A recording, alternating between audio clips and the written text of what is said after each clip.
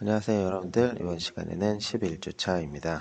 네, 날씨가 많이 추워져 가지고요, 이제 가을에서 겨울로 가고 있는 것 같습니다.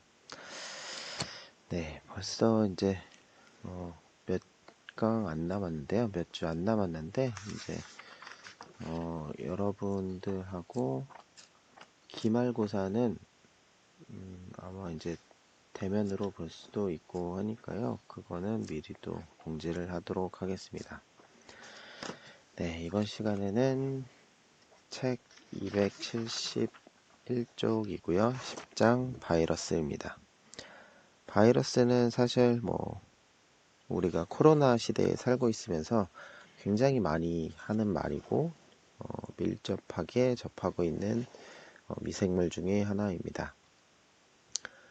여기 책에 나오는 것처럼 크기가 너무 작기 때문에 현미경으로도 잘 관찰할 수가 없죠. 그리고 바이러스는 숙주가 없으면 배양도 할 수가 없기 때문에 우리가 바이러스를 관찰하기 위해서는 많은 노력들이 필요합니다. 그래서 처음에는 다른 세균들과 다르게 바이러스는 처음에 발견하기가 쉽지가 않았어요. 그래서 바이러스를 발견하게 된 게 여기 책에 나오는 것처럼 1892년에 담배 모자이크병을 찾기 위해서 러시아 세균학자인 이바노브스키라는 이제 사람이 연구를 하기 시작했고요.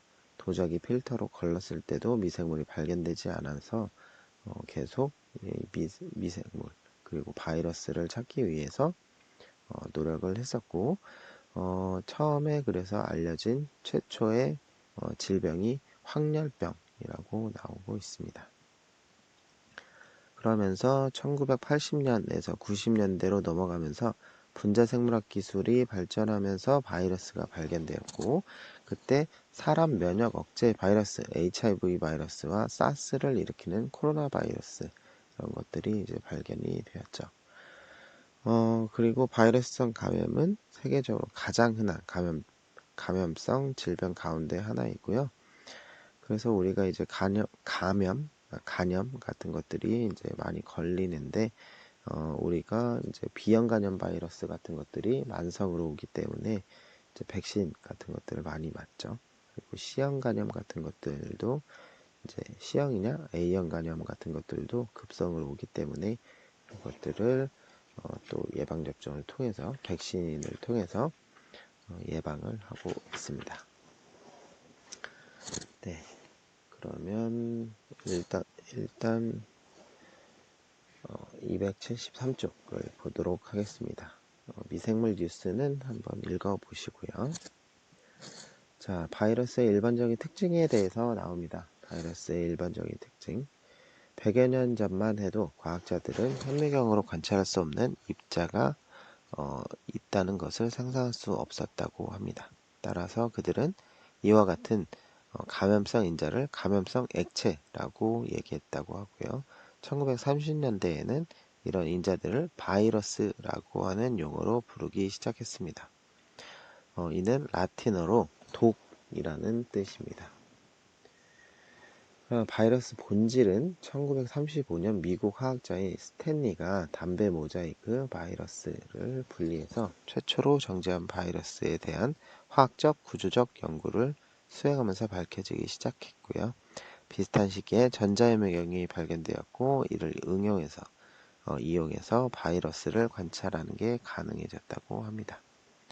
그래서 바이러스는 살아있는 생명체인지 아닌지 의문에 대한 답은 여전히 모호하다고 하는데요. 그것은 생명은 핵산이 지정하는 단백질의 작용에서 비롯한 복잡한 일련의 과정으로 정의할 수 있는데, 살아있는 세포의 핵산은 항상 기능을 수행하고 있고, 바이러스는 숙주 밖에서는 불활성화인 상태로 존재하기 때문에, 이런 의미에서 바이러스는 숙주가 아닌 상태에서는 살아있는 생명체로 간주가 되지 않는 것입니다.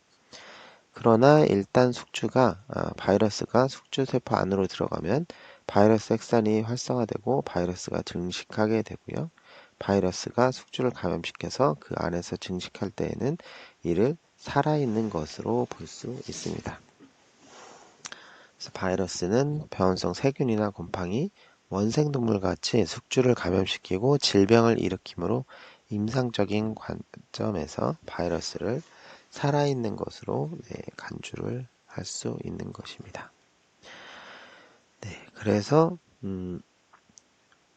이러한 관점에 따라 바이러스는 생명이 없는 화학물질이 복합체를 이룬 매우 복잡한 형태로 간주할 수 있고요. 극히 단순한 살아있는 미생물로 볼 수 있습니다.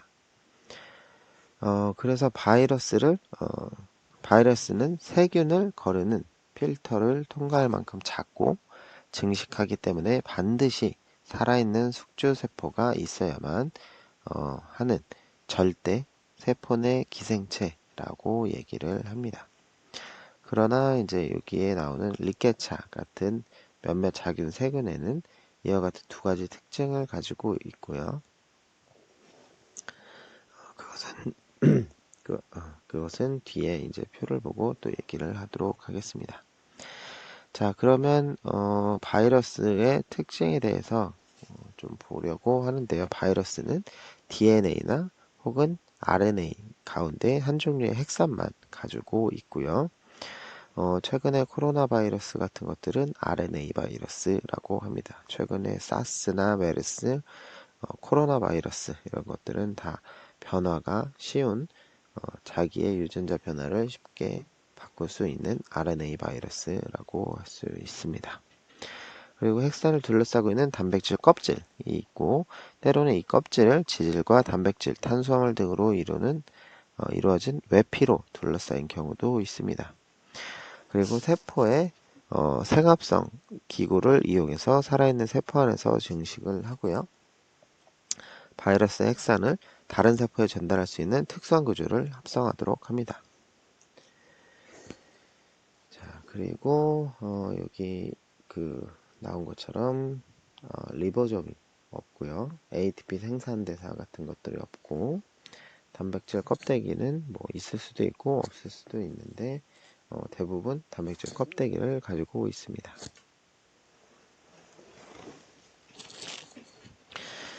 그리고 이제 외피에 바이러스는 외피로 둘러싸여 있고 돌기, 스파이크 같은 것들도 가지고 있습니다. 자, 그리고 바이러스는 한 종의 숙주에서 특정한 세포만 감염을 시키고요. 그리고 숙주의 범위는 바이러스가 숙주세포에 특이적으로 부착하는 특성과 숙주세포 내에 바이러스의 증식에 필요한 인자의 존재 여부에 따라서 정해집니다. 자, 표의 10-1번은 바이러스와 진정세균의 비교를 해놨는데요. 세포 내 기생체, 원형질막, 이분법, 세균 필터를 통과할 수 있냐 없냐, DNA와 RNA 모두 보유하냐, ATP 생산 대사가 있느냐, 리보솜이 있느냐, 항상제에 대한 민감성이 있느냐, 그리고 인터페론에 대한 민감성이 있느냐를 같이 비교를 했는데요. 바이러스는 대부분 진정 세균들이 가지고 있는 혹은 뭐 가지고 있지 않은 경우도 있지만 대부분의 세균과의 다른 차이점을 가지고 있습니다. 네, 요거는 표를 같이 비교하면서 보시고요. 자, 여기 책에 또 숙주의 범위에 대해서 나오는데요. 네, 숙주의 범위에 대해서 한번 또 보도록 하겠습니다. 바이러스의 숙주 범위란 해당 바이러스가 감염시킬 수 있는 숙주세포를 말을 하는데요. 무척추동물, 척추동물, 식물, 원생동물, 진균, 세균 등을 감염시킨 바이러스가 존재를 하는데 대부분의 바이러스는 한 주의 숙주에서도 특정한 세포만을 감염시킬 수 있고요. 드물게 바이러스가 숙주 범위의 장벽을 넘어서 숙주 범위를 확장하는 경우가 있습니다. 이번 장에서도 사람이나 세균을 감염시키는 바이러스에 대해 주로 알아볼 건데요. 세균을 감염시키는 바이러스를 박테리오파지 혹은 파지라고 부릅니다. 그리고 특정 바이러스의 숙주 범위는 바이러스가 숙주세포에 특이적으로 부착하는 특성과 그리고 숙주세포 내 바이러스 증식에 필요한 인자의 존재 여부에 따라서 정해진다고 말씀을 드렸죠. 그래서 바이러스가 숙주세포에 감염하려면 바이러스의 외부 세포의 표면에 있는 특수한 수용체와 화학적으로 상호작용을 할 수 있어야 하는데요. 두 개의 상보적인 성분이 수소결합과 같은 약한 결합으로 서로 맞물려 있습니다. 여러 부착자리와 수용자리의 조합에 따라서 숙주세포와 바이러스 사이의 관계가 형성되는데 박테리오파지의 수용체는 숙주의 세포벽 또는 선모, 편모에 위치하기도 하고요. 동물 바이러스의 수용체는 숙주세포의 원형질막에 존재한다고 합니다. 바이러스를 이용해서 질병을 치료할 수 있다는 가능성도 제기되고 있고, 바이러스는 좁은 숙주 범위 내에서 숙주세포를 사멸시킬 수 있는 능력을 지니고 있기 때문입니다. 박테리오파지를 이용해서 세균 감염을 치료한다는 파지요법에 대한 생각은 100년 전부터 있었고, 최근 바이러스와 숙주의 상호작용을 더 잘 이용하게 되면서 파지요법 분야에서도 새로운 연구가 진행되고 있습니다. 그리고 1920년대 암 환자에게 실험적으로 바이러스 감염을 유도했던 연구를 바탕으로 바이러스의 항종양 활성에 대한 가능성이 제기되었습니다. 그리고 종양 파괴성 바이러스는 종양세포를 선택적으로 감염하여 사멸시키거나 종양세포에 대한 면역을 일으킬 수 있습니다. 그리고 일부 바이러스는 자연 상태에서 종양세포를 감염시키지만 종양세포에 감염되도록 바이러스를 유전적으로 변형시킬 수 있고요. 현재 종양을 파괴하는 바이러스의 사멸작용과 바이러스 요법의 안전성에 대한 여러 연구가 진행되고 있습니다. 실제 예로 현재 코로나 바이러스 백신에서도 바이러스를 사용하고 있고요. 이 바이러스가 이제 휴먼의 숙주세포에는 크게 영향을 미치지 않지만 이제 코로나 바이러스나 우리의 면역력을 증가시킬 수 있는 면역체에 영향을 주어서 우리가 바이러스를 이기도록 할 수 있는 요법에 사용하고 있고요. 특히 HIV, 에이즈 바이러스에도 이 바이러스 요법을 활용하고 있는데요. 이 바이러스를 이제 사멸시키기 위한 백신이나 치료제 연구에 있어서 바이러스를 또 이용하고 있습니다. 네, 그리고 바이러스 크기. 바이러스는 전자현미경 관찰을 통해서 결정이 됩니다. 그리고 바이러스는 종류에 따라서 그 크기가 상당히 다양한데요. 대부분은 세균에 비해서 상당히 작지만 일부 대형 바이러스는 아주 작은 세균과 거의 비슷한 크기로 보입니다. 바이러스 크기는 20에서 1000 나노메타 정도 되고요. 여러 바이러스의 크기가 나와 있는데 10-1번을 보면 여기에 이제 대장균 세균은 3000 나노메타에서 1000 나노메타 정도 되고요. 사람의 적혈구는 이 세균보다 더 크죠. 10,000 나노미터 지름 정도 되고요. 자, 여기에서 이제 클라미디아 기본 수치는 300 나노메타 정도 되고요. 그 위에 에볼라 바이러스 같은 것들은 굉장히 크죠. 그래서 970 나노메타 정도 되기 때문에 클라미디아나 대장균 정도 사이즈를 가지고 있고 거기에 이제 박테리오파지는 800에서 800 곱하기 10 나노메타 정도, 그리고 백시아나 바이러스, 바이로 바이러스, 담배 모자이크 바이러스, 박테리오파지 뭐 이렇게 올라갈수록 점점점 작아지고 있고요. 프리온 바이러스는 우리가 저기 그때 앞선 장에서도 얘기를 했었죠.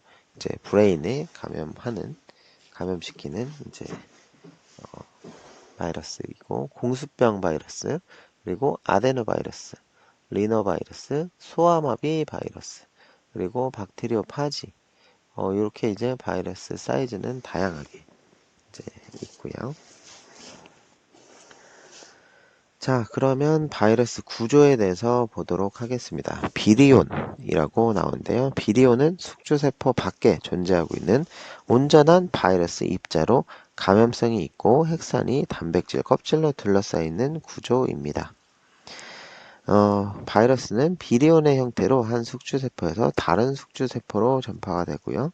바이러스는 핵산과 껍질의 구조 차이에 따라서 분류를 하는데요. 일단 핵산입니다. 진핵세포나 원핵세포에서는 1차적인 유전물질이 항상 DNA 형태로 존재하고 RNA는 보조적인 형태로 보조적인 기능을 합니다.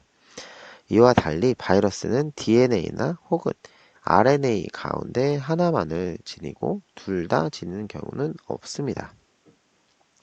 그래서 바이러스의 핵산은 단일 가닥인 경우도 있고 이중 가닥인 경우도 있습니다. 따라서 바이러스는 이중 가닥 DNA, 단일 가닥 DNA, 이중 가닥 RNA 또는 단일 가닥 RNA를 가지고 있습니다. 그래서 바이러스 종류에 따라서 핵산은 선형 또는 원형으로 이제 존재를 하고요. 일부 바이러스, 독감 바이러스 같은 것들은 핵산이 여러 개로 분절된 형태로 존재합니다. 독감 바이러스는 단백질에 대한 핵수량 비율이 1% 이나 어떤 박테리오 파지에서는 50%인 가량 비율이 되는 경우도 있습니다. 핵산의 총량은 2000에서 3000 뉴클레오타이드에서 25만 뉴클레오타이드에 이르기까지 다양합니다. 그리고 캡시드가 나오는데요. 캡시드와 외피. 바이러스의 핵산은 캡시드라고 하는 단백질 껍질로 보호가 되고 있는데요. 이 캡시드의 구조는 결국 바이러스 핵산에 의해서 결정이 되며 특히 작은 바이러스에서는 캡시드가 바이러스 질량의 대부분을 차지하고 있을 정도입니다. 캡시드는 캡소미어라고 불리는 단백질 소단위로 이제 구성이 되어 있고요. 일부 바이러스는 캡소미어를 이룬 단백질은 단 한 종류이나 다른 바이러스에서는 여러 종류의 단백질이 존재하고요. 개별 캡소미어는 전자염외경을 통해서 관찰을 할 수 있습니다. 캡소미어는 바이러스 종류에 따라서 독특하게 배열되어서 캡시드를 이룬다고 합니다. 자, 그래서 10-2번 A번이 이제 비외피성 다면체 바이러스 모양에서 A번 모양이 이제 바이러스의 다면체 모양이 나와 있고요. 이게 이제 캡시드로 보면 되겠습니다. 그리고 B번은 아데노바이러스 일종인 마스타데노바이러스 그 전자현미경 사진인데요. 여기서 저기 캡소미어까지 이렇게 동글동글한 게 이제 보이고 있죠. 그 안에 핵산이 있습니다. 네, 이렇게 이제 볼 수 있고요. 전자현미경으로 이제 이렇게 보고 있는 사진을 보면 이렇게 동그랗고 구형 모양처럼 되어 있죠. 그래서 A번에 나온 동글동글한 모양처럼도 이렇게 전자현미경으로 보이는 것 같이 되어 있네요. 자, 일부 바이러스에서는 캡시드는 외피로 둘러싸여 있는데요. 외피는 보통 지질과 단백질, 탄수화물의 조합으로 이루어져 있고 동물 바이러스 중에서는 바이러스 껍질이 숙주세포의 원형질막으로 둘러싸이며 밖으로 방출되면서 숙주의 원형질막이 바이러스의 외피가 되는 것들이 있습니다. 대부분의 경우 외피에는 바이러스 핵산에 의해 합성된 단백질과 숙주세포에서 유래된 성분이 들어 있습니다. 바이러스의 종류에 따라서 외피의 표면에 돌출된 단백질인 돌기, 스파이크가 있는 것들도 있고요. 일부 바이러스는 이 돌기를 이용해서 숙주세포에 부착을 하거나 이 돌기에 의해서 숙주세포를 파괴하기도 합니다. 돌기는 일부 바이러스를 동정하는 데 주요한 기준이 되고 있고요. 그리고 독감 바이러스를 비롯한 특정 바이러스가 적혈구 세포를 응고시키는 능력은 돌기의 특성과 연관이 되어 있다고 합니다. 이와 같이 바이러스는 적혈구 세포에 결합하여 이들을 서로 연결하여 뭉치게 하는데 이를 적혈구 응집 반응이라고 하고 이는 실험실 접근법의 근거로 유용하게 사용된다고 합니다. 자, 그래서 10-3번에 보면 외피성 나선형 바이러스의 모양에서 A번은 이제 스파이크가 이제 보이죠. 돌기가 보이고 있고요. 그리고 이제 B번은 이제 전자현미경 사진인데요. 전자현미경. 앞에 이제 돌출된 스파이크도 이렇게 전자현미경으로도 볼 수가 있죠. 자, 그리고 네. 외피로 둘러싸이지 않는 바이러스를 비외피성 바이러스라고 하는데요. 비외피성 바이러스에서는 캡시드가 핵산을 숙주의 체액에 들어있는 핵산 가수분의 효소로부터 보호하고 바이러스를 숙주세포에 부착을 시킵니다. 그래서 숙주세포가 바이러스에 감염이 되면 숙주의 면역계가 활성화되어서 항체를 생산하게 되는데요.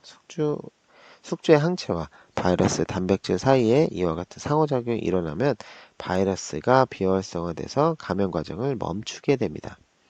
그러나 일부 바이러스에서는 표면 단백질 유전자가 돌연변이를 일으켜서 항체의 작용을 쉽게 피할 수가 있고 표면 단백질이 달라진 돌연변이 바이러스의 자손은 항체가 반응하지 못하기 때문에 숙주세포가 바이러스를 공격하지 못하게 되는 것이죠.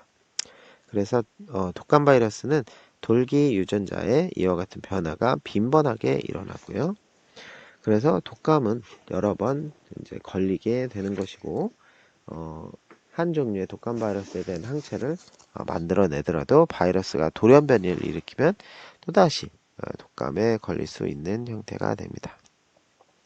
우리도 코로나 바이러스 얘기를 계속 하게 되는데 코로나 바이러스도 변종 바이러스가 계속 일어나서 지금 현재 항체 치료제, 그 백신이죠. 백신을 맞고 있지만 예방을 완벽하게 못하는 이유 중에 하나가 이렇게 돌연변이 바이러스가 계속 만들어지기 때문에 현재 백신이 작용을 할 수 없게 되는 것이죠. 네, 그리고 일반적인 형태, 바이러스는 캡시드의 구조에 따라서 형태적으로 여러 종류로 분류할 수가 있고요. 이들 캡시드의 구조는 전자현미경이나 X선 결정학을 이용하여 알아낼 수 있습니다. 그러면 일반적인 형태에 대해서 좀 보도록 하겠습니다.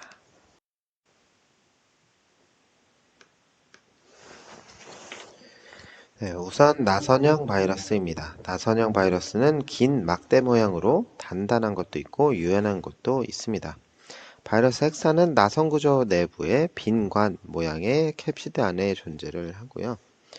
그리고 공수병이나 에볼라 출혈열을 일으키는 바이러스가 나선형 바이러스입니다. 10-4번에 나선형 바이러스 모양에 대해서 나와 있고요. A번은 나선형 바이러스 모식도, 핵산과 캡소미어, 캡시드가 이렇게 나와 있고요.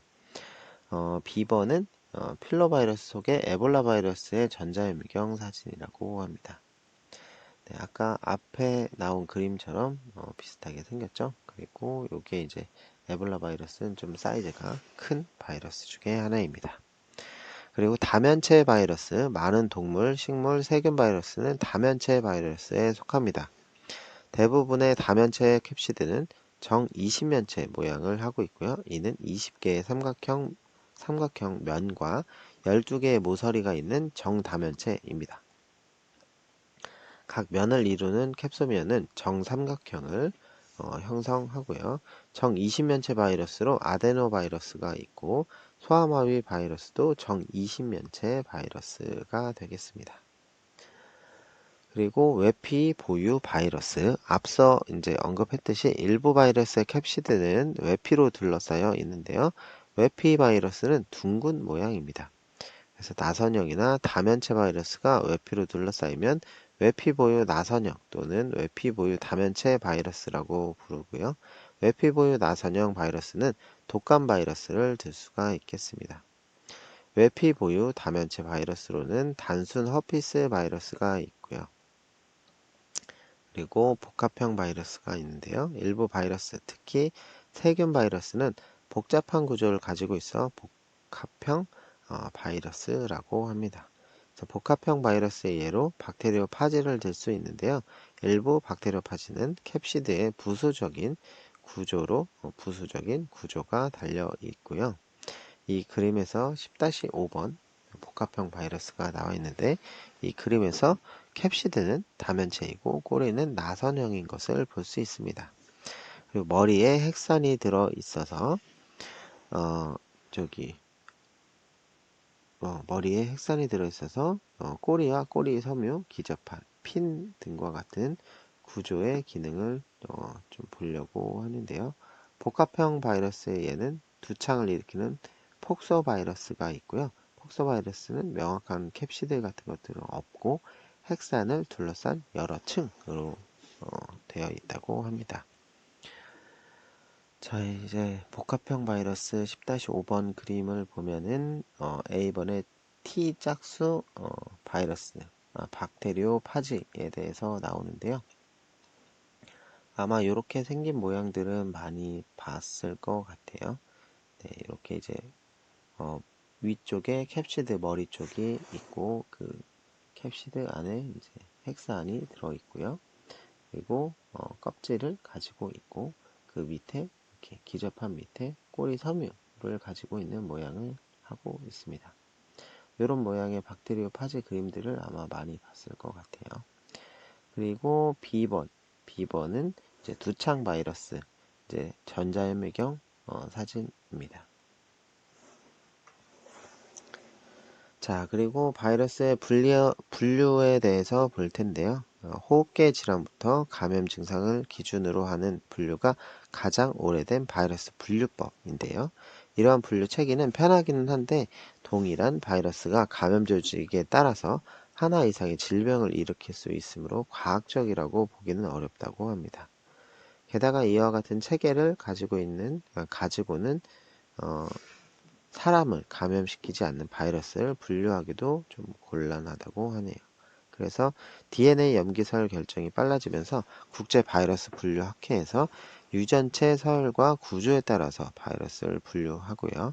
속명에는 끝에 바이러스를 붙이고 과명에는 비리대를 그리고 목명에는 알레스를 붙인다고 합니다. 공식적으로 바이러스 이름을 쓸 때 과명과 속명은 다음과 같은 형식으로 쓰고요. 허피스 비리대과 심플렉스 바이러스 속 사람 허피스 바이러스 2 뭐 이런 식으로 이제 얘기를 합니다. 바이러스 종은 동일한 유전 정보와 생태 지위를 지니는 바이러스 집단으로 규정을 하는데요. 바이러스에는 종명은 사용하지 않고 해당 종에는 특징을 설명하는 일반명으로 부여합니다. 예를 들면 사람 면역 결핍 바이러스 HIV와 같은 이름으로 불리며 아종이 있는 경우에는 주로 번호를 부여합니다. HIV-1 이런 식으로요. 자, 그리고 사람의 숙주로 삼는 바이러스 분류 체계가 표에 10-2번에 정리가 되어 있습니다. 자, 이것도 정리를 한 거니까 이렇게 보시고요. 자, 표 10-2번 사람 바이러스과 여기 보면은 단일가닥 DNA와 외피가 없는 그리고 이중가닥 DNA와 외피가 없는 바이러스 보자면 단일가닥 DNA와 외피가 없는 파르보 바이러스과 뭐 이렇게 있고요. 이중가닥 DNA와 외피가 없는 것은 아데노바이러스과 그리고 파보바 바이러스과가 있고요. 이중가닥 DNA와 외피가 있는 단백질은 폭스 바이러스과 허피스 바이러스과 헤파드나 바이러스과 그리고 단일가닥 RNA와 가닥 외피가 없는 바이러스는 피코르나 바이러스 그리고 칼리시 바이러스 그리고 단일가닥 RNA와 가닥이 있고 외피가 있는 바이러스는 토가 바이러스과 플라비 바이러스과가 있습니다. 네, 뭐 속이나 특징에 대해서는 한번 읽어보시고요. 그리고 코로나 바이러스가 여기에 속한다고 합니다. 그리고 가닥과 단일가닥 RNA 요거는 이제 랍도 바이러스과 필로 바이러스과 파라믹소 바이러스과 델타 바이러스과가 있고요. 가닥과 자, 그리고 가닥과 여러 조각 RNA를 가지고 있는 오르소믹소 바이러스과 분야 바이러스과 그리고 아레나 바이러스과 단일 가닥 RNA와 DNA 생성을 할 수 있는 레트로 바이러스과 그리고 이중 가닥 RNA와 외피가 없는 레오 바이러스과가 있습니다. 여기서도 속과 특징에 대해서 한번 읽어 보시고요. 자, 바이러스의 분리, 배양, 동정에 대해서 나오는데요. 바이러스는 이제 살아있는 숙주 밖에서 증식하지 못한다는 특성은 바이러스의 검출과 개수, 동정을 어렵게 하는데요. 바이러스를 배양하려면 비교적 간단한 화학 배지 대신에 살아있는 세포를 사용해야 하고요. 이렇게 살아있는 동식물은 유지하기 어렵고 비용이 많이 들기 때문에 고등의 영장류나 사람 숙주에서만 자라는 병원성 바이러스를 키우려면 복잡한 과정이 필요하다고 합니다. 그러나 세균을 숙주로 하는 바이러스, 이런 것들은 비교적 쉽게 세균 배양을 이용해서 키울 수 있고요. 그 결과 바이러스 증식에 대한 지식은 대부분 박테리오파지를 통해서 얻을 수 있었습니다. 실험실에서 박테리오파지 배양을 할 수 있는 방법이 이제 나오고 있는데요. 박테리오파지는 세균의 액체 배양이나 고체 배양법 배지, 고체 배양 접시에서 키울 수가 있습니다. 고체 배지를 활용하면은 플라크 분석법 이것을 통해서 바이러스를 확인하고 수를 셀 수가 있고요. 숙주 세균 또는 어, 녹은 한천 그리고 박테리오 파지 시료를 섞어주면 됩니다. 박테리오 파지와 숙주 세균이 들어있는 한천 용액을 고체 한천 배제가 들어있는 페트리 접시 위에 붓고 바이러스 세균 혼합액은 페트리 배양 접시 위에서 얇은 층을 형성하게 되는데 이것은 젤 상태로 이제 굳게 되고요. 바이러스는 세균을 감염시켜 증식하고 나서 수백 개의 자손 바이러스를 방출하게 됩니다. 새로 생성된 바이러스는 근처에 성장하고 있는 또 다른 세균을 감염시키고 더 많은 새로운 바이러스가 생성이 됩니다. 바이러스의 증식 회로가 몇 차례 반복되는데 반복되고 나면 이제 원래 바이러스를 둘러싸고 자라던 세균은 모두 파괴되고 이 결과로 한천 배지의 표면에 딱딱하게 자라는 세균층 곳곳에 플락이라고 하는 것이 용혈반이 이제 투명한 지역이 생기게 됩니다. 10-6번에 딱 플락이 이제 보이고 있는데요. 이제 명확하게 이렇게 이제 구분이 돼서 이제 보이게 되죠. 자, 플락이 형성될 때 패트리 한천 접시 상에 감염되지 않은 세포는 빠른 속도로 증식해서 플락 이외의 부분은 뿌옇게 되는 것입니다. 자, 각각의 플락은 이제 이론적으로 최초의 현탁에게 존재하는 단일 바이러스에서 유래된 것이고, 따라서 바이러스의 현탁액의 농도는 플락의 수로 계산을 할 수가 있고요. 플락 형성 단위로 표기를 하는데 플락 포밍 유닛 PFU로 표기를 합니다. 그래서 PFU라고 이제 돼 있는 단위를 보게 될 텐데요. 이런 것들은 이제 플락을 이제 다는 단위라고 보면 되겠습니다. 자, 그리고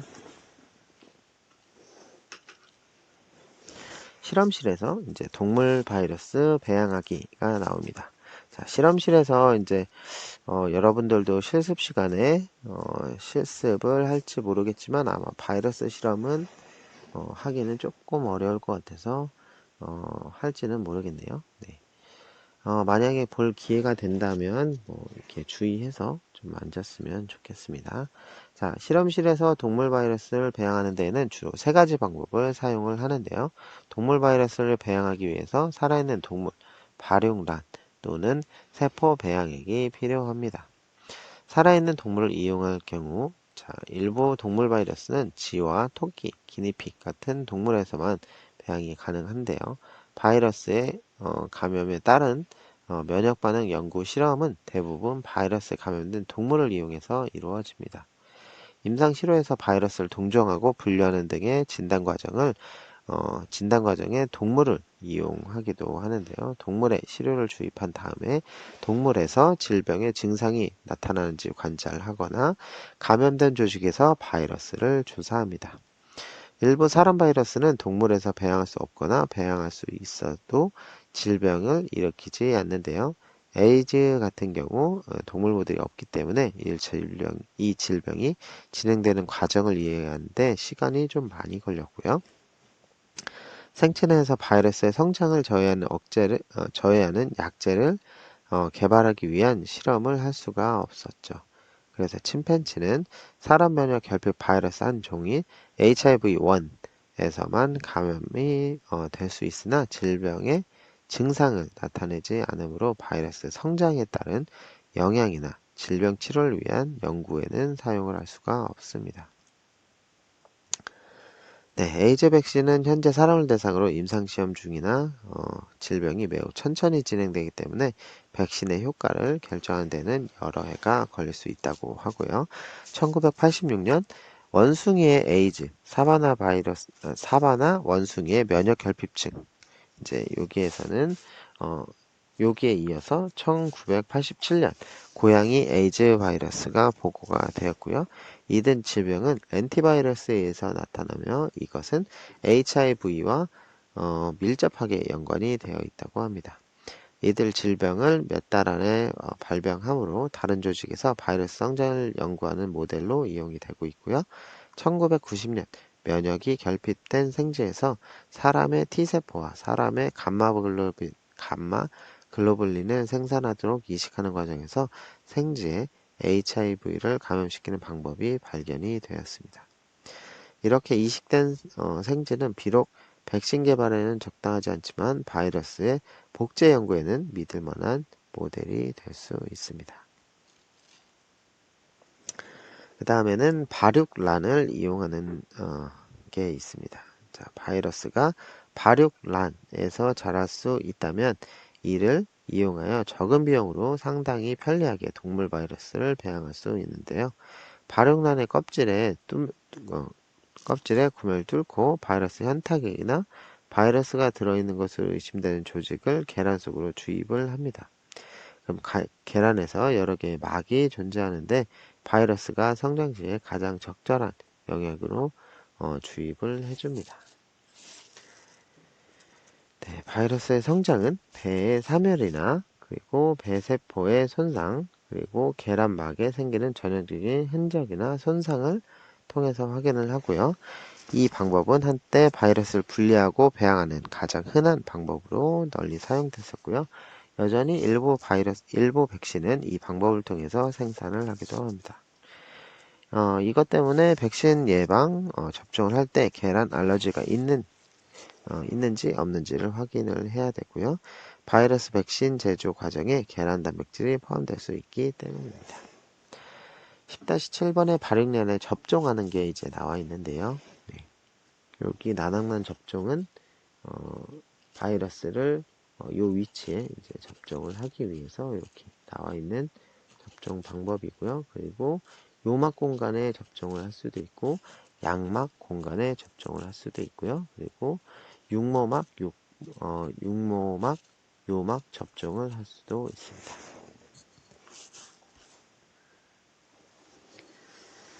자, 그리고 세포 배양입니다. 세포 배양은 많은 바이러스의 배양에서 가장 선호되는 방법으로 발육란을 대체를 할 수가 있는데요.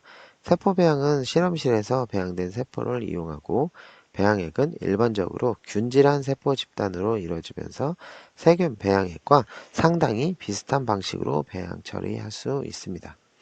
따라서 동물 개체나 발육란보다 훨씬 더 편리하게 사용할 수 있습니다. 세포 배양은 동물의 조직 절편에 효소에 처리하여 개별 세포로 분리하는 과정으로 시작이 됩니다. 이들 세포를 성장에 필요한 삼투압과 영양물질, 성장인자 등이 함유된 용액에 현탁을 하고요. 정상 세포는 유리나 플라스틱 용기에 부착하여 단일막을 형성하며 증식할 수 있습니다.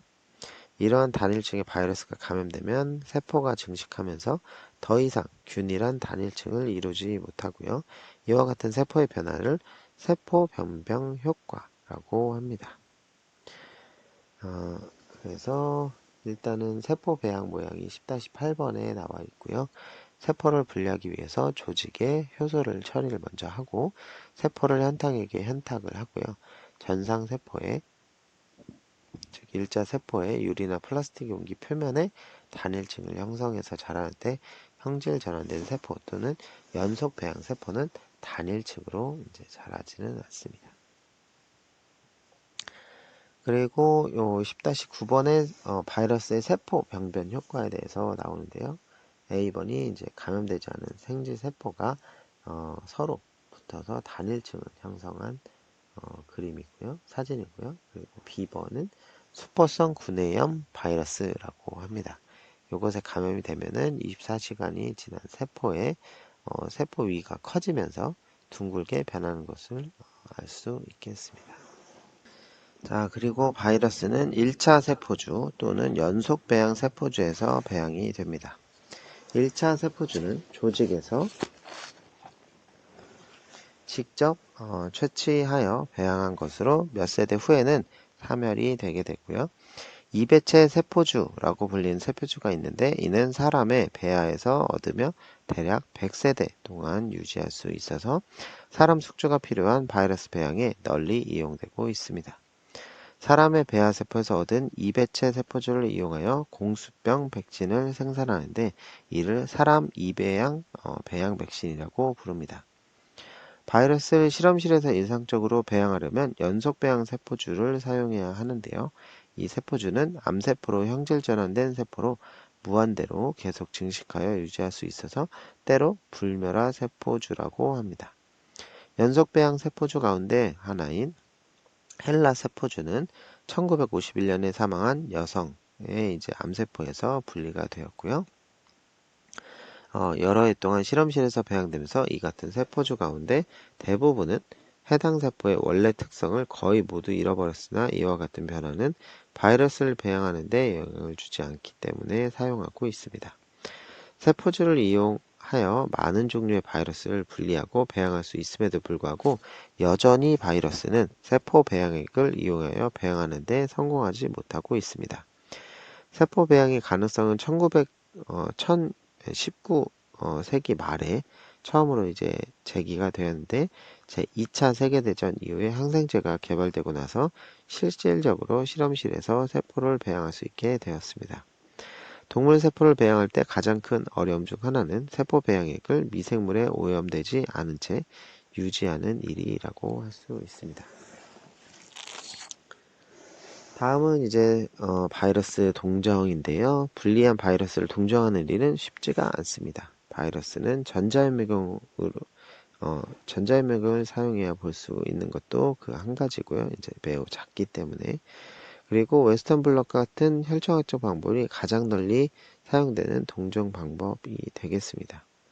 이와 같은 검사법에서 바이러스는 항체화의 반응성을 이용해서 검출하고 동정합니다. 세포 병변 효과의 관찰 또한 바이러스를 동정에는 유용한 방법이 되겠고요. 바이러스 학자는 제한 효소 절편 다형성이나 효소 중합 증폭 반응 PCR 이것을 이용한 최신 분자생물학적 방법을 사용해서 바이러스를 동정하고 그 특성을 연구하고 있습니다.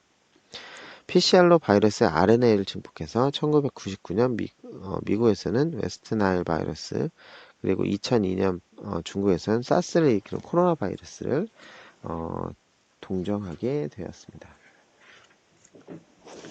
현재 우리가 신속 진단하고 있는 코로나 바이러스의 진단 키트도 이제 PCR 방식의 이제 그 진단 키트가 되겠죠.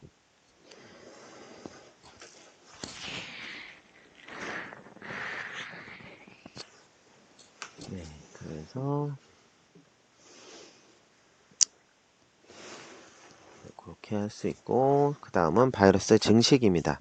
바이러스 입자의 핵산에는 새로운 바이러스를 합성하는 데 필요한 소수의 유전자만 가지고 있고요. 여기에는 캡시드 단백질 같은 바이러스 입자의 구성 성분 유전자와 바이러스 생활사에 사용되는 몇몇 효소 유전자들이 포함되고 있습니다. 이들 효소는 바이러스가 숙주세포 안에 있을 때 이제 합성되어 기능을 하고요. 바이러스의 효소는 거의 대부분 바이러스의 핵산을 복제하거나 가능하는 일을 하게 됩니다. 단백질 합성, 리보솜, tRNA, 에너지 합성 등에 필요한 효소는 숙주세포가 제공하기 때문에 이를 이용해서 바이러스 효소를 비롯한 바이러스 단백질을 합성하게 됩니다. 그리고 비외피성 바이러스 입자 중에 크기가 가장 작은 것으로 미리 만들어진 효소가 들어있지 않지만 더 큰 바이러스 입자에는 하나 이상의 효소가 작용하는 효소가 있는 경우도 있습니다.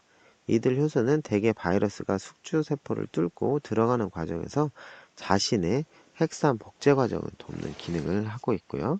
따라서 바이러스가 증식하려면 바이러스는 반드시 숙주세포에 들어가서 숙주의 대사기구를 이용해야만 할 수 있습니다.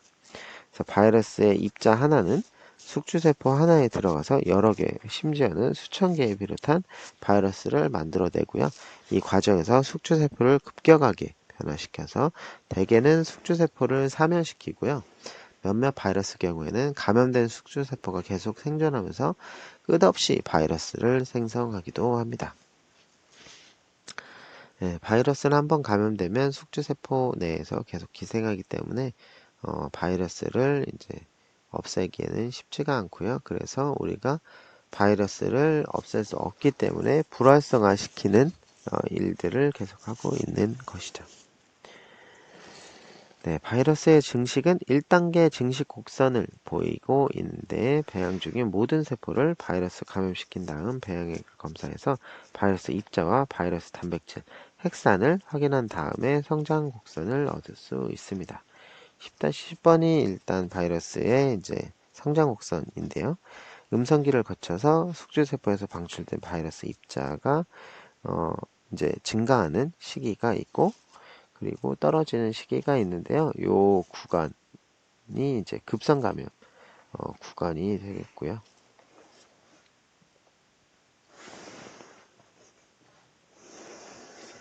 자, 그 다음에 박테리오 파지의 증식입니다. 네, 박테리오 파지는 바이러스가 숙주세포에 들어가고 나오는 방법은 바이러스에 따라 다르지만 바이러스 증식의 기본 방식은 모든 바이러스에서 비슷합니다. 박테리오 파지는 용균 회로와 용원 회로라는 서로 다른 두 가지 방식으로 증식을 하는데요.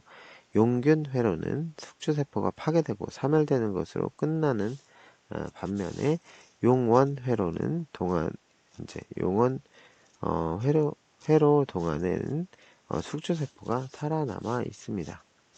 그래서 T짝수 박테리오 파지는 가장 많이 연구되었기 때문에 숙주인 대장균에서 T짝수 박테리오 파지가 증식하는 방식을 용균 회로를 통해서 얘를 통해서 설명하고자 합니다. 네, 용원 회로는 숙주세포의 DNA에 바이러스의 DNA가 삽입돼서 프로파지가 되는 것이고 이제 파지로 전환이 될 수 있고 특수 형질 도입이 일어납니다. 자, 다음과 같이 T짝수 파지 용균 회로에 대해서 나오는데요. T짝수 박테리오 파지의 입자는 크고 복잡하고 외피가 없으며 그림 10-5번 10-5번 A와 앞에 있는 그림과 여기 지금 나오는 10-11에서 보듯이 이제 머리와 꼬리 구조를 보입니다. 여기 박테리아 파지에 들어있는 DNA의 길이는 대장균의 이제 6% 정도에 불과하지만 100여 개의 파지 유전자를 담기에는 충분하다고 합니다. 이 파지의 증식 회로는 모든 바이러스와 마찬가지로 부착, 유입, 생합성, 성숙, 방출 5단계로 나눠지게 되는데요. 첫 번째로 부착입니다. 부착은 파지가 숙주세포에 붙는 게 되겠죠. 파지 입자가 세균이 우연히 마주치면서 바이러스가 세균에 부착 또는 흡착되는데요. 이 과정에서 바이러스에 있는 부착 자리는 세균 세포에 존재하는 상보적인 수용체 자리와 결합을 하게 되고요. 이와 같은 부착 과정은 부착 자리와 수용체 자리에 약간 화학 결합에 이제 형성되고 형성으로 이루어진다고 하고요. T짝수의 바이러스는 꼬리에 말단에 있는 꼬리 섬유를 부착 자리로 사용을 하고 있습니다. 그리고 상부적인 수용체 자리는 세균의 세포벽에 존재합니다. 두 번째가 이제 유입인데요. 파지가 숙주세포를 침투해서 DNA를 이제 주입하게 되는 것이죠. 네, 부착된 다음에 T짝수 박테리오 파지는 DNA를 세균 안으로 주입하게 되는데요. DNA를 주입하기 위해서 박테리오 파지의 꼬리에서 세균의 세포벽의 일부를 분해하는 효소인 파지 라이소자임을 방출하게 됩니다. 그러면 이제 유입 과정에서 파지의 꼬리 껍질이 수축하면서 꼬리의 안쪽에 꼬리 심이 세포벽을 투과하게 되는데요. 심이 끝이 원형질 막에 도달을 하면 박테리아 파지 머리 부분에 있는 DNA가 꼬리 심과 원형지막을 통과하여 세균 세포 안으로 들어가게 됩니다. 캡시드는 세균 세포 밖에 이제 남아 있고, 그래서 박테리아 파지는 주사기처럼 작동해서 DNA를 세균 세포 안으로 주입하게 되는 것이 되겠습니다.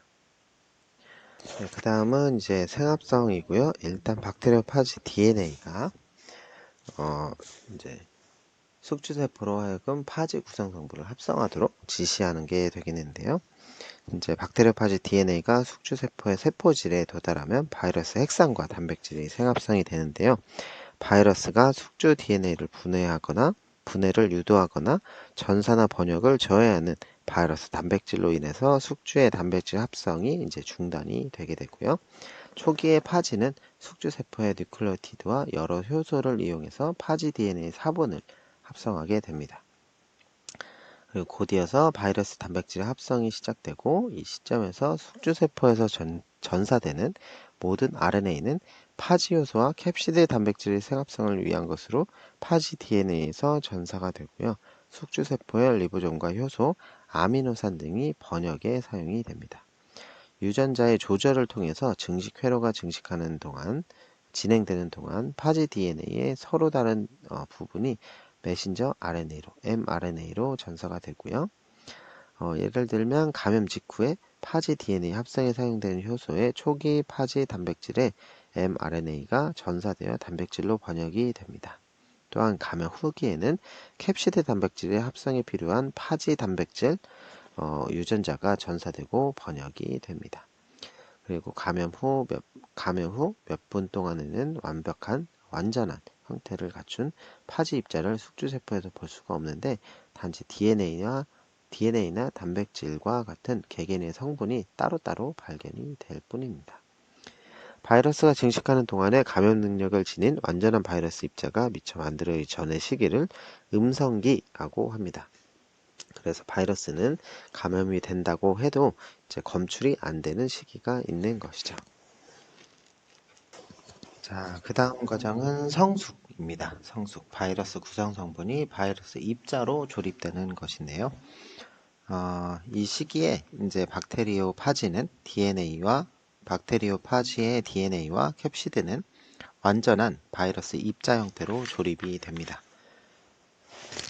그래서 바이러스의 성분들은 저절로 조립돼서 바이러스 입자를 이루는 본질적인 특성 때문에 이 과정에 기타 조절 유전자나 유전자 산물 등은 필요로 하지 않고요. 파지의 머리와 꼬리는 단백질 소단위로부터 따로 조립되고, 머리가 파지 DNA로 채워지면 여기에 꼬리가 부착이 됩니다. 마지막으로 이제 방출인데요. 숙주세포가 파괴되면서 새로운 바이러스가 이제 나오는 것이죠. 자, 방출은 바이러스의 증식의 마지막 단계로 숙주세포에서 바이러스 입자가 방출되는 과정이고요. 용균, 라이시스라는 용어는 마지막으로 T짝수 파지의 증식에서 이 단계를 가리키는 용어입니다. 이 경우에 원형질막이 실제로 조각나면서 세포가 분해되기 때문에 파지 유전자가 부호하는 라이소자임은 세포 안에서 합성이 되고 이 효소가 세균의 세포박을 파괴하고 새로 합성된 박테리오 파지를 숙주세포 밖으로 방출시키면서 방출된 박테리오 파지는 주변의 다른 세포를 감염시키고 바이러스 증식 회로가 이들 세포에서 반복이 되게 됩니다. 네, 그리고 박테리오 파지에 람다가 있는데요. 용원 회로에 대해서 나옵니다. T짝수 박테리오 파지와 대조적으로 일부 바이러스는 증식하면서도 숙주세포를 사멸시키지 않는데요.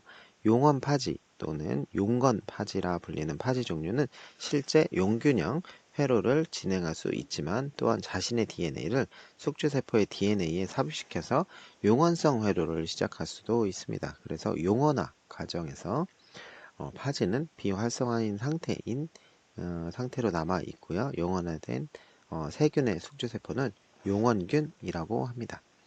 널리 알려진 용원 파지인 박테리오 파지 람다를 예로 들어서 용원 회로를 보도록 하겠습니다. 첫 번째로는 여기 이제 그림의 10-12번에 나오는 것처럼 대장균 세포에 이제 유입되는 게 첫 번째가 되겠는데요.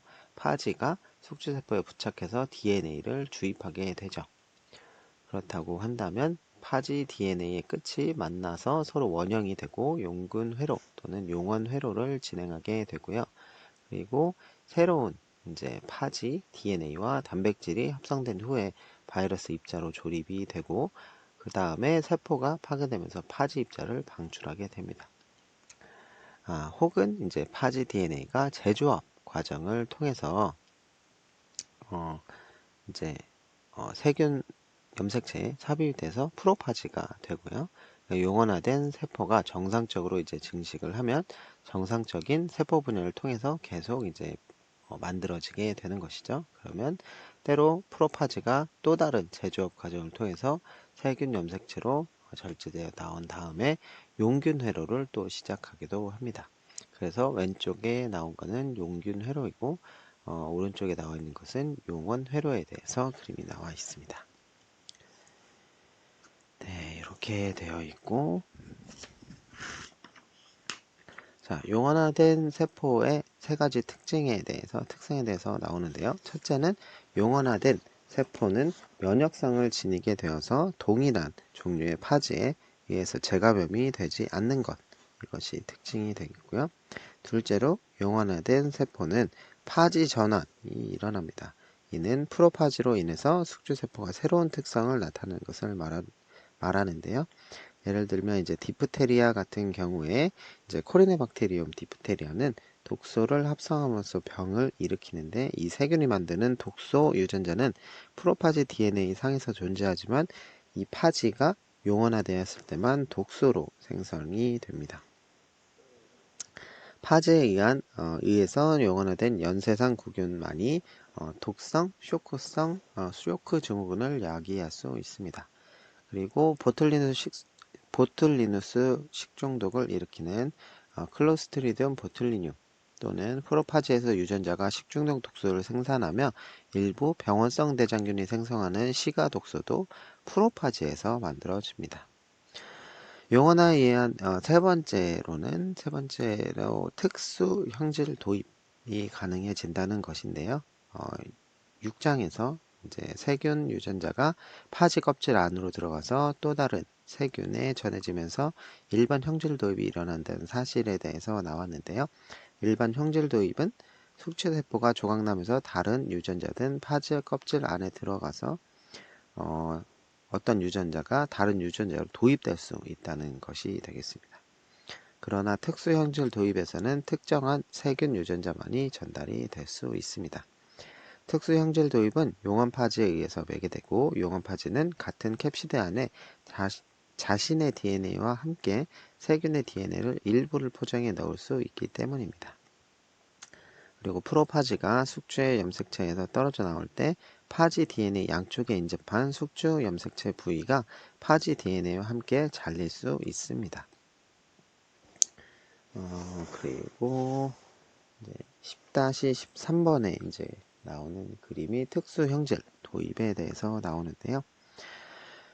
프로파지가 숙주 염색체에서 절제되어 나올 때 세균 염색체 상에서 프로파지와 인접한 DNA를 조금 가지고 나올 수 있다. 이렇게 이제 나와 있는데 위쪽에 1번을 보면 프로파지가 갈락토스를 분해해서 분해할 수 있는 숙주가 존재하게 되면 이게 이제 갈이라고 하는 유전자를 갖고 있는 것인데 갈 유전자를 가지고 있는 이 파지 유전체 그 유전자를 가지고 있으면 파지 유전체가 절제되면서 숙주로부터 인접한 갈 유전자가 이제 나오게 되고 그러면 파지 입자가 성숙하고 세포가 파괴되면서 갈 유전자를 지니는 파지 입자도 이제 방출이 되고요. 그러면 이 파지가 갈락토스를 사용할 수 없는 세포를 감염을 시키게 되면 프로파지가 함께 세균의 갈 유전자가 새로운 숙주의 DNA에 이제 삽입이 되게 되고 용원화된 세포가 이제 갈락토스를 대사할 수 있게 되는 것입니다. 자, 이렇게 박테리오파지 이제 람다가 갈락토스 분해능이 있는 숙주에서 갈락토스를 분해하는 갈 유전자를 획득하는 과정이 이렇게 이제 나와 있고요. 이 유전자를 지니는 파지가 갈락토스를 분해할 수 없는 세균을 용원화시키면 갈락토스를 이제 분해할 수 있는 형태로 형질 도입이 되는 것입니다. 특정한 동물 바이러스 또한 용원화와 매우 유사한 과정을 진행하기도 하는데요. 숙주세포 안에서 오랫동안 증식하면서 병을 일으키지 않고 잠재적으로 존재하는 동물 바이러스는 숙주의 염색체에 자신의 DNA를 삽입하거나 숙주 DNA와 분리하여 불활성한 상태로 존재할 수가 있게 됩니다. 종양 바이러스 중에서도 잠재성인 바이러스가 있으며 이는 뒤쪽에 나오니까요. 또 같이 보도록 하겠습니다. 다음은 동물 바이러스의 증식입니다. 동물 바이러스의 증식은 박테리오파지의 증식 과정과 기본적으로 동일하나 몇 가지 차이점을 좀 보이는데요. 동물 바이러스는 숙주세포에 유입되는 과정이 파지와는 다릅니다. 또한 바이러스가 일단 세포 안으로 들어가서 새로운 바이러스 성분이 합성되고 조립되는 과정 또한 조금 다른데 이는 부분적으로 원핵세포와 진핵세포의 차이점에 기인한다고 합니다. 동물 바이러스는 파지에서 발견되지 않는 특정한 종류의 효소를 지니고 있고 마지막으로 성숙과 방출, 숙주세포에 미친 영향 등의 측면에서도 동물 바이러스는 파지와는 조금 다르다고 합니다. 네, 여기 나오는 것처럼 부착은 이제 세포막에 바이러스가 이제 부착되는 것이고 유입, 세포 내 섭취나 융합을 통해서 일어나게 되고 탈피는 바이러스나 숙주의 효소에 의해서 탈피가 일어나고요. 생합성은 바이러스 핵산과 단백질이 이제 만들어지는 것이고 성숙, 단백질과 캡시드가 만들어지면 이제 성숙이 되고요. 외피가 있는 바이러스는 출하를 통해서 그리고 외피가 없는 바이러스는 숙주세포의 원형진막을 파괴하고 방출을 하게 됩니다. 자, 여기서 이제 표가 10-3번이 여기에는 좀 빠졌는데 책에 10-3번 박테리오파지와 동물 바이러스 증식에 대해서 나오니까요. 요거 한번 읽어보시고 부착, 유입, 탈피, 그리고 만성 감염 혹은 생합성, 방출 이렇게 이제 이루어져 있고요. 박테리오 파지와 동물 바이러스 파지에 대한 그 내용이 나오니까 이거를 보시면 되겠습니다. 자, 이렇게 이제 좀 봤는데요. 여기에 책에서는 부착, 유입, 탈피, 생합성에 대해서 또 내용이 나오니까 이거를 좀 간단하게 보긴 했지만 다시 한번 보도록 하겠습니다. 부착, 박테리오 파지와 마찬가지로 동물 바이러스도 부착 자리가 숙주세포의 표면에 존재하는 상부적인 수용체 자리에 결합을 하는데요. 동물 세포의 수용체 자리는 원형질막에 존재하는 단백질 또는 당단백질, 또한 동물 바이러스는 일부 박테리오 파지에서 볼 수 있는 꼬리섬유와 같은 부속지가 없습니다. 동물 바이러스의 부착 자리는 바이러스 표면에 전체적으로 분포되어 있고 부착 자리는 바이러스의 종류에 따라서 서로 다릅니다. 그래서 정20면체 구조인 아데노바이러스는 정20면체의 꼭지점 부분에 있는 작은 섬유를 부착 자리로 하고 있고요. 독감 바이러스를 비롯한 외피보유 바이러스는 외피 표면에 있는 돌기를 부착자리로 쓰는 경우가 많습니다. 돌기 하나가 숙주세포 수용체에 부착하는 순간 같은 세포에 존재하는 다른 수용체 자리들이 바이러스 주변으로 이동을 하고 많은 자리가 서로 결합될 때 부착 과정이 완료가 됩니다. 수용체 자리는 숙주에 따라서 다른데요. 따라서 특정한 바이러스 수용체가 사람에 따라서 다를 수 있습니다.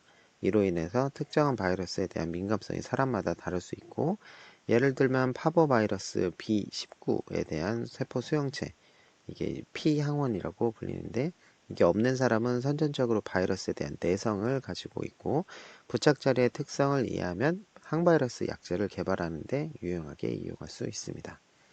조만간 일부 바이러스 감염의 치료에 바이러스의 부착 자리나 세포의 수용체 자리에 결합하는 단일 클론 항체가 단클론 항체가 이용될 수 있을 것 같습니다.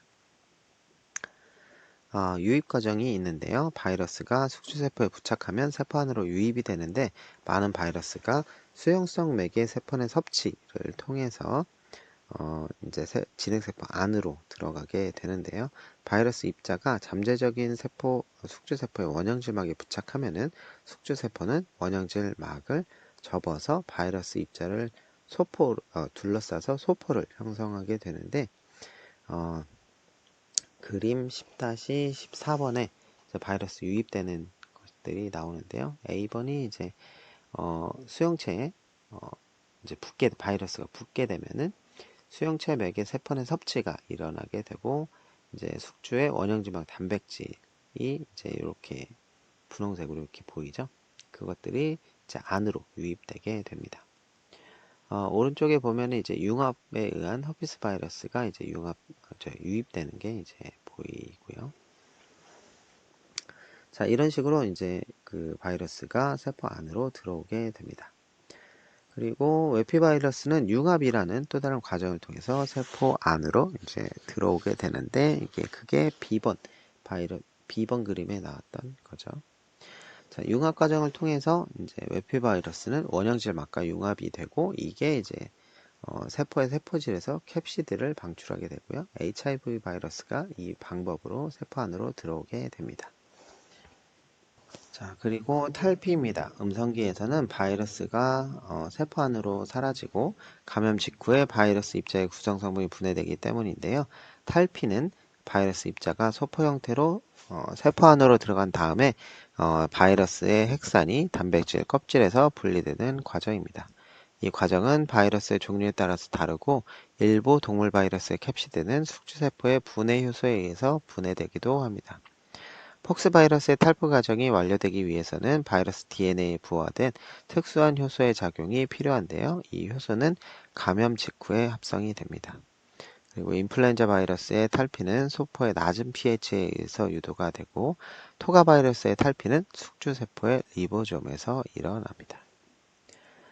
그리고 DNA 바이러스의 생합성에 대해서 이제 보려고 합니다. 자, DNA 바이러스의 생합성은 일반적으로 DNA 바이러스는 바이러스 효소를 이용해서 자기 DNA를 숙주세포 핵 안으로 복제하고, 캡시드를 비롯한 다른 단백질은 숙주세포의 효소를 이용해서 세포질에서 합성이 됩니다. 그리고 나서 단백질은 핵 안으로 들어가서 새로 합성된 DNA와 합쳐지면서 바이러스 입자를 형성하게 되는데요. 이들 바이러스 입자는 소포체를 따라서 숙주세포의 막으로 이동해서 방출이 됩니다. 허피스 바이러스, 파보 바이러스, 아데노 바이러스, 헤파드나 바이러스 등이 모두 이와 같은 방식으로 생합성이 됩니다. 자, 폭소 바이러스는 예외적으로 세포질에서 모든 바이러스 구성성분을 합성하게 되는데요. 파보 바이러스를 통해서 DNA 바이러스 증식 과정을 순서를 좀 보도록 하겠습니다. 자, 이제 과정을 좀 보려고 하는데요. 그림과 같이 보시면 되겠습니다. 네, 1번은 첫 번째는 이제 파워 바이러스가 이제 부착을 해야겠죠. 숙주세포에. 그래서 바이러스 입자가 숙주세포에 부착을 먼저 하게 되고요. 그리고 이제 두 번째가 유입과 탈피입니다. 그래서 바이러스가 세포 내에 들어가서 DNA가 캡시드 껍질 밖으로 이제 나오게 되고, 바이러스 DNA가 이제 안에 보이죠. 그리고 이제 바이러스 DNA가 일부가 이제 전사가 되면서 초기 바이러스 단백질을 생산하게 됩니다. 그러면 이제 숙주세포 안에 핵 안에서 mRNA가 이제 단백질을 만들려고 하게 되죠. 그러면 이제 생합성 과정에서 바이러스 DNA가 복제되고 일부 바이러스 단백질이 합성이 되게 되고요. 그 다음에 캡시드 단백질이 합성이 되면 이 캡시드가 단백질 형태로 만들어져서 다시 그 세포질 안에 만들어지게 되죠. 그러면 이것을 통해서 바이러스가 다시 만들어지게 됩니다. 조립이 되게 됩니다. 그러면 이 바이러스 입자가 방출이 다시 되면서 이제 다른 숙주세포에 감염을 시킬 수 있게 되는 것이죠. 자, 이것이 이제 DNA 바이러스의 특징에 대해서 이렇게 설명을 드렸고요. 그 다음에 아데노바이러스. 이거는 코인두 점막과 관련된 림프 조직인 아데노이드에서 처음 분리되어서 아데노바이러스라고 했습니다. 아데노바이러스는 이제 급성 호흡기 질병인 감기를 일반적으로 일으키게 되는데요. 10-16 등 동물 DNA 바이러스에서 이제 보면요, 이제 전자현미경 사진이 나와 있는데 A번은 밀도 기울기 원심 분리에 의해서 농축된 아데노바이러스를 음성 염색한 현미경 사진입니다. 그리고 폭소비리데 이제 바이러스가 있는데 두창과 우두를 비롯해서 폭스 바이러스가 일어나는 모든 질병은 피부 질환을 포함하는데요. 폭스란 고름이 차 있는 병소를 말을 하고요. 바이러스의 증식은 바이러스의 전사 요소에 의해서 시작이 되고 바이러스 구성 성분은 숙주세포의 세포질에서 조립이 됩니다. 그리고 허피스 바이러스. 거의 100종에 가까운 허피스 바이러스가 알려져 있는데요. 이 바이러스의 이름은 단순 포진을 일으키는 허페틱이라고 이제 하는 모양에서 비롯되었고요. 다음과 같은 바이러스 종류가 사람 허피스 바이러스에 이제 포함이 되어 있는데 HAV1, HHV2 이게 이제 둘 다 심플렉스 바이러스이고 단순 포진을 일으킵니다. 그리고 비리클로 바이러스 속에서 HHV3는 수두의 원인이고요. 그리고 림포크립토 바이러스 속인 HHV4는 전염성 단액증을 일으킵니다. 그리고 사이토메갈로 바이러스에서 HHV5는 거대 세포 봉입체를 일으키고요. 그리고 로세오로 바이러스는 HHV6의 풍진, 그리고 HHV7은 주로 신생아에서 홍역과 비슷한 발진을 일으킨다고 합니다. 그리고 라디노 바이러스는 HHV8, 이것은 주로 에이즈 환자에서 카포시 6종을 일으킨다고 합니다. 자, 그리고 파보바 바이러스의 명칭은 사마귀 혹은 종양, 수포 형성에서 이제 비롯이 되었고요. 사마귀는 파필로마 바이러스, 유두종 바이러스에서 이제 나타나고요. 일부 파필로마 바이러스 종은 세포를 형질 전환시켜서 암을 일으키기도 합니다. 그리고 이제 바이러스 DNA는 숙주세포 핵에서 숙주세포 염색체와 함께 복제가 되고 숙주세포가 계속 증식하여 종양을 형성하기도 합니다. 그리고 헤파드나 바이러스, 감염을 일으키는 DNA 함유 바이러스라고 해서 헤파드나 바이러스라고 이름이 붙여졌고요. 이 과에 속하는 유일한 속이 B형 간염 바이러스입니다. 자, 간염 바이러스는 서로 연관되어 있지 않으나 모두 RNA 바이러스이고요. 여기에서 이제 헤파드나 바이러스는 바이러스 역전사 요소를 이용해서 RNA를 복제함으로써 DNA를 합성한다는 점에서 다른 DNA 바이러스와 구별이 되고요. 헤파드나 바이러스는 레트로바이러스를 제외하고는 유일하게 역전사 요소를 가지는 바이러스입니다. 그리고 이 효소에 대해서는 뒤에 레트로바이러스를 설명할 때 또 나오니까요. 그때 보도록 하겠습니다. 자, 그리고 RNA 바이러스의 생합성에 대해서 나오는데요. RNA 바이러스의 증식은 바이러스가 숙주세포의 세포질에서 증식하는 것을 제외하고는 본질적으로 DNA 바이러스와는 동일합니다. RNA 바이러스 종류에 따라서 mRNA 만들어지는 과정이 다르다는 점이 조금 특이한데요. 이 과정에 대해서는 자세히 기술이 안 돼 있는데 RNA 바이러스 4가지 핵산 유형별로 증식 회로를 서로 비교하기로 하겠습니다. 네, 그리고 바이러스의 증식 과정의 주된 차이점은 mRNA와 바이러스 유전체 RNA가 만들어지는 과정에 있고요. 이들 바이러스에는 RNA 의존 RNA 중합 효소가 있습니다. 이 효소는 어떤 세포의 유전체에서도 부화하지 않고 부호화 되어 있지 않는 것인데요. 바이러스 유전자가 숙주세포에서 효소가 만들어지게 합니다. 이 효소는 원래 감염된 가닥과 염기서열이 상호적인 다른 RNA 가닥의 합성을 촉매하는데요. 일단 바이러스 RNA와 바이러스 단백질이 합성된 다음에 이들이 성숙되는 과정은 다른 모든 바이러스에서 동일하게 됩니다. 그리고 피코르나 바이러스, 피코르나 비리데, 엔테로바이러스와 폴리오바이러스가 속하는 피코르나 바이러스는 속하는 피코르나 바이러스과는 단일 RNA 바이러스입니다. 그래서 가장 작은 바이러스에 속하며 작은 뜻의 피코라는 이제 피코에 RNA를 붙여서 이름이 지어졌다고 합니다. 바이러스 입자 안에 들어있는 RNA는 mRNA로 작용할 수 있기에 이를 센스 가닥 또는 스트랜드 가닥이라고 하고요. 부착과 유입, 탈피 과정이 끝난 다음에 단일 가닥의 바이러스 RNA에서 2개의 주요 단백질이 번역이 되고요. 그 하나가 숙주세포의 RNA 합성을 저해하는 단백질이고 또 다른 단백질은 RNA 의존 RNA 중합 효소입니다.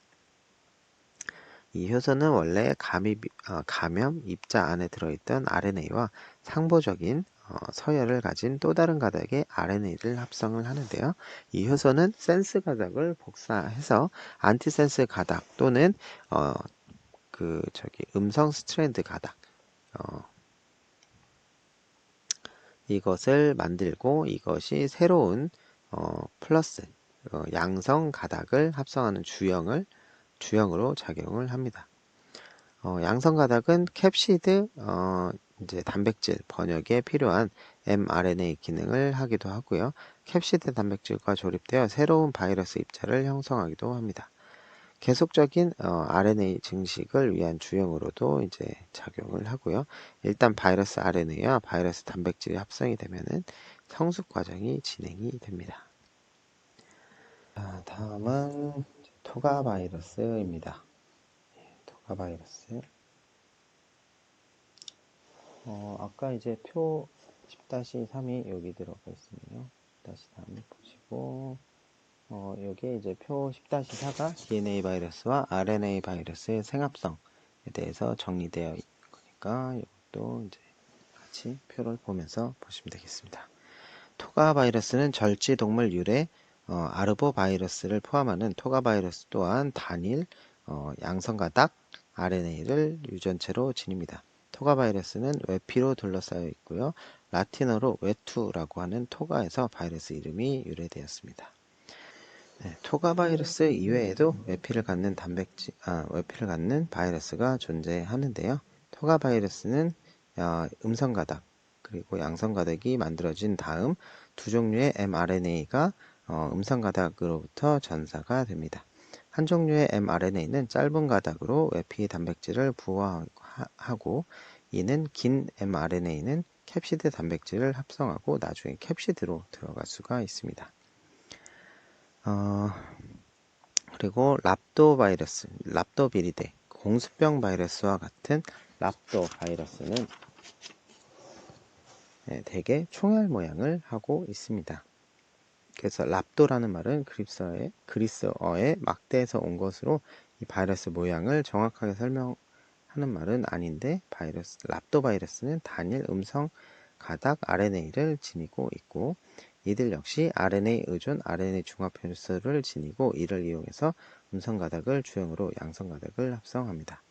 양성 가닥은 mRNA 및 새로운 바이러스 RNA를 만드는 합성하는 주형으로 사용이 됩니다.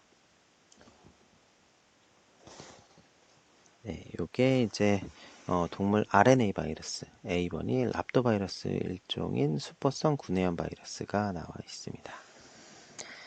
그리고 레오비리데 사람의 호흡계나 소화계를 감염시키는 레오바이러스의 명칭은 서식지와 발견 과정에서 비롯이 되었고 처음 발견됐을 때에는 질병과 연관성이 알려지지 않아서 고아 바이러스로 간주가 되었고 바이러스 이름은 호흡기와 소화계에 속하는 장관 고아의 첫 글자를 따서 가지고 왔다고 합니다. 세 가지 혈전형이 호흡기와 장관을 감염시킨 것으로 밝혀졌고 이중가닥 RNA가 들어있는 캡시드는 숙주세포에 들어가면서 분해가 되고요. 바이러스 mRNA는 세포질에서 형성되며 같은 장소에서 바이러스 단백질을 합성하는 데 이용이 됩니다. 그리고 이제 새로 합성된 바이러스 단백질 가운데 RNA 의조 RNA 중합 효소가 작용해서 더 많은 음성 가닥 RNA를 합성하고요. mRNA와 음성 가닥이 이중 가닥 RNA를 이루고 이것이 캡시드 단백질로 둘러싸이면서 조립이 됩니다. DNA를 이용하는 RNA 바이러스의 생합성에 대해서 나옵니다. 네, 여기에 그룹은 레트로바이러스와 RNA 종양 바이러스를 포함한다고 하는데요. 첫 번째로 나오는 게 레트로비리데. 많은 레트로바이러스가 척추동물들을 감염시키는 것으로 알려져 있고요. 여기 10-18의 B번이 필로바이러스 일종인 마르부르그 바이러스입니다. 그래서 레트로바이러스 중에 레티노바이러스 속에 에이즈를 일으키는 HIV-1과 HIV-2가 포함이 되고요. 암을 일으키는 레트로바이러스는 뒤에 쪽에 또 나오니까 그때 보면 되겠습니다. 레트로바이러스 입자를 만드는 mRNA와 RNA 합성 과정이 10-19에 레트로바이러스 증식과 유전에 대해서 나와 있습니다. 이들 바이러스는 역전사 효소를 가지고 있어서 이를 이용해서 바이러스 RNA를 주형으로 상부적인 이중가닥 DNA를 합성하고요. 이 효소는 원래 바이러스 RNA를 분해하는 능력도 가지고 있습니다. 그래서 레트로 바이러스라는 이름은 역전사 효소의 앞부분 글자에서 따왔고요. 바이러스의 DNA는 숙주세포의 염색체로 삽입이 돼서 프로바이러스가 됩니다. 프로파지와는 달리 프로바이러스는 염색체에서 절제되어 나오지 않고요. 프로바이러스 형태로 존재함으로써 HIV는 숙주 감염체, 면역체와 항바이러스 약제의 활성을 피할 수가 있습니다. 그리고 때로 프로바이러스는 단순히 잠복 상태로 유지되면서 숙주세포의 DNA가 복제될 때마다 복제되고요. 그렇지 않은 경우에 프로바이러스가 발현되고 새로운 바이러스를 생성하게 됩니다. 새로 만들어진 바이러스는 주변 세포를 감염시키고 감마 방사선과 같은 돌연변이 유발하는 프로바이러스의 발현을 유도하게 됩니다.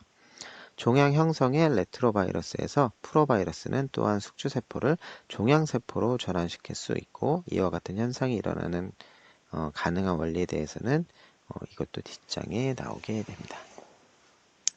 자, 여기 그림 10-19 보면요. 1번 쪽에 보면 이제 돌기와 숙주세포 수용체에서 결합이 이어지는 막융합 과정으로 레트로바이러스가 이제 유입이 되게 됩니다.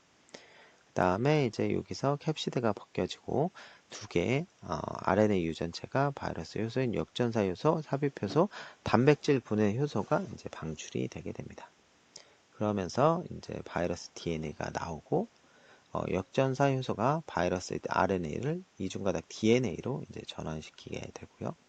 그러면 새로운 바이러스 DNA가 숙주세포 해관으로 이동해서 바이러스 삽입 효소에 의해서 숙주세포 염색체에 삽입이 되고 프로바이러스 형태로 되게 됩니다. 프로바이러스는 숙주세포가 복제될 때 함께 복제가 되고요.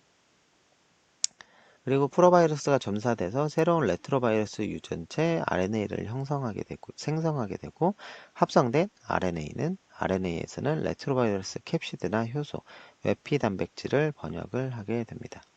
그러면서 바이러스 단백질이 바이러스 단백질 분해 효소에 의해서 가공이 되고 일부 바이러스 단백질은 숙주의 원형질막으로 이동을 하게 되고요.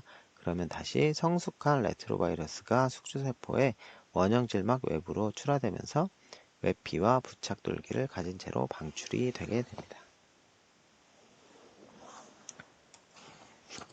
자, 이렇게 이제 과정들을 치게 되고요. 자, 여기에 나오는 성숙과 방출, 바이러스가 성숙되는 과정의 첫 단계에서 단백질 캡시드가 조립되게 되는데요.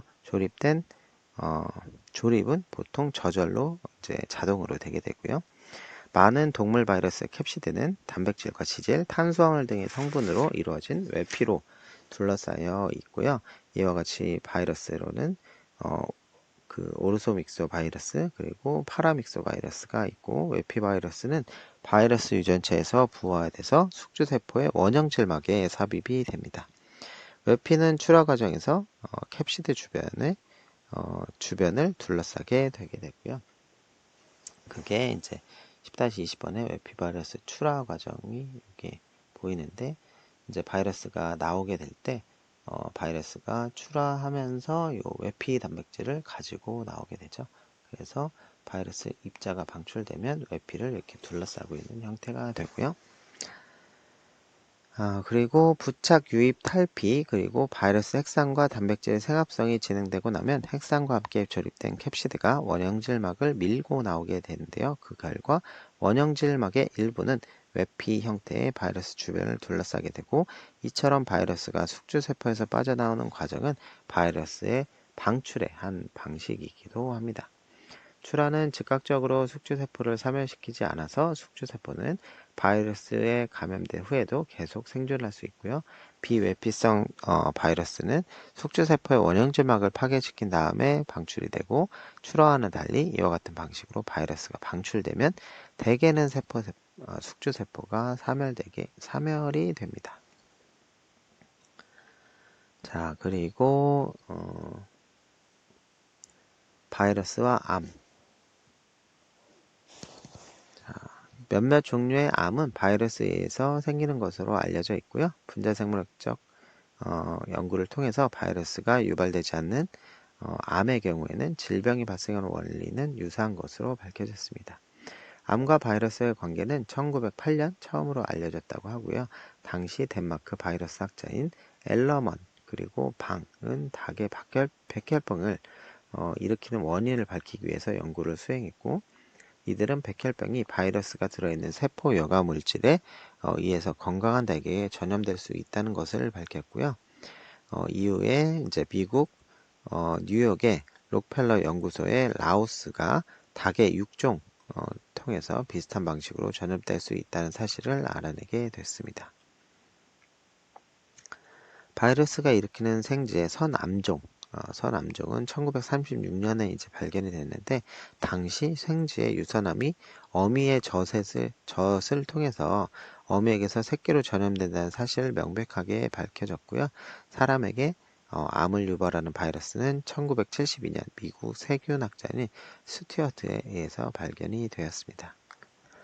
종종 바이러스가 암을 유발하는 원인으로 인지되지 않는 데에는 몇 가지가 있는데 첫 번째는 바이러스 입자 대부분이 세포를 감염시키지만 모두 암이 되지 않는다는 것. 둘째는 암은 바이러스에 감염된 이후에 오랜 시간 지날 때마다 발병되지 않는다는 것. 그리고 셋째는 바이러스에 의한 질병은 대체로 전염되지만 암은 전염되는 것으로 보이지는 않는 것. 이런 것들이 이유가 되겠습니다. 자, 그리고 종양세포에서 암세포로의 전이 이렇게 나와 있는데요. 네, 그래서 활성화된 암 유전자는 정상세포를 암세포로 형질전환시킬 수 있다는 것이고 형질전환된 세포는 성장이 증가하고 접촉 저지가 사라지게 되고요. 종양특이 이식항원 이것과 T항원이 이제 나타나게 되고요. 종양 바이러스의 유전 물질은 숙주세포의 DNA로 삽입이 되게 됩니다. 자, 그리고 이제 종양 바이러스에는 DNA 바이러스와 RNA 종양 바이러스가 있는데, DNA 종양 바이러스는 아데노 바이러스과 허피스 바이러스과 폭소 바이러스과 파보바 바이러스과 그리고 헤파데나 바이러스과, RNA 종양 바이러스에는 레트로바이러스과 바이러스의 RNA가 DNA로 전사돼서 숙주세포의 DNA로 삽입되는 것이고, 사람 T세포 백혈병 바이러스, HTLV1, HTLV2 바이러스가 있습니다. 자, 여기서 정상세포에서 암세포로의 전이에 대해서 좀 보겠는데요. 진핵세포의 유전물질을 변화시키는 것이라면 무엇이든 정상세포를 암세포로 바꿀 수 있는 잠재력을 가지는데요. 암을 유발하는 세포의 DNA 변형은 종양유전자라고 불리는 유전체의 일부에 영향을 미칩니다. 종양유전자는 암을 유발하는 바이러스에서 처음 확인이 됐고 정상적인 바이러스 유전체의 일부가 생각이 되었습니다. 그러나 미국의 이제 미생물학자인 비숍이라는 사람이 바이러스가 지니는 암을 유발하는 유전자는 사실상 동물세포에서 유래됐다는 사실을 1989년에 이제 밝혔고, 비숍과 바무스는 암을 일으키는 조류 육종 바이러스의 암을 유발하는 sRC 유전자가 정상적인 닭의 유전자에서 유래된 것을 보여주었습니다. 그리고 종양 유전자는 돌연변이 유발 화학물질과 고에너지 방사능, 바이러스 등을 비롯한 여러 인자에 의해서 활성화되어 비정상적인 기능을 할 수가 있습니다.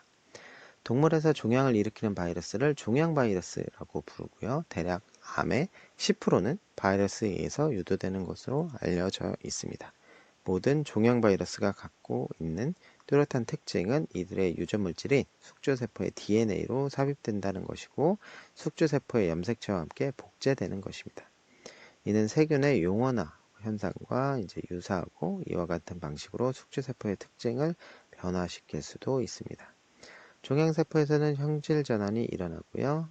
감염된 세포는 그렇지 않은 세포와는 다른 특성을 획득하게 되고, 바이러스에 의해서 형질 전환이 일어나면 많은 종양세포에서 세포의 표면에 종양특이 이식 항원, 그리고 바이러스의 특이적 항원이나 핵에서 T항원이라고 하는 게 이제 나타나고, 형질 전환 세포는 정상세포에 비해서 모양이 불규칙해지고 염색체가 달라지면서 염색체 수가 달라지면서 염색체가 조각나는 등의 특정한 염색체 이상을 나타내는 경향도 보입니다. 자, 그리고 DNA 종양 바이러스는 이렇게 정리를 해서 말씀드렸고, RNA 종양 바이러스도 마찬가지입니다. 자, 이렇게 잠재성 바이러스에 대해서 또 알아보려고 하는데요. 바이러스는 숙주세포와 균형을 유지하면서 사실상 오랜 기간 때로는 몇 년 동안 질병을 일으키지 않는 상태로 존재할 수 있는데요. 직전에 논의한 종양 바이러스도 이와 같은 잠재성 감염의 사례가 되겠습니다. 모든 사람의 허피스 바이러스는 숙주세포에서 평생 이제 살아남을 수가 있는데, 허피스 바이러스가 면역 억제에 의해서 재활성화되었을 때 나타나는 감염증은 치명적일 수가 있습니다. 이와 같이 잠재성 감염의 고전적인 사례가 단순 포진을 일으키는 단순 바이러스 속 바이러스에 의해서 바이러스에 의한 피부 감염이 되겠습니다. 이 바이러스는 숙주의 신경세포에 아무런 손상을 주지 않고 잔려 있다가 이제 열이나 빛에 의해서 화상 같은 자극을 받으면 활성화돼 가지고 열꽃 물집이라고 하는 단순 포진을 일으킵니다. 어떤 사람에게는 바이러스가 만들어지긴 하지만 증상이 나타나지는 않고요. 세계적으로 단순 바이러스 속에 바이러스를 보유하고 있는 사람의 비율은 매우 높지만, 이 바이러스 보인자 가운데 단 10에서 15%만이 병의 증상을 보입니다. 잠재성 감염을 일으키는 바이러스 가운데에는 숙주세포 안에서 용원화된 세포로 존재하는 종류도 있습니다.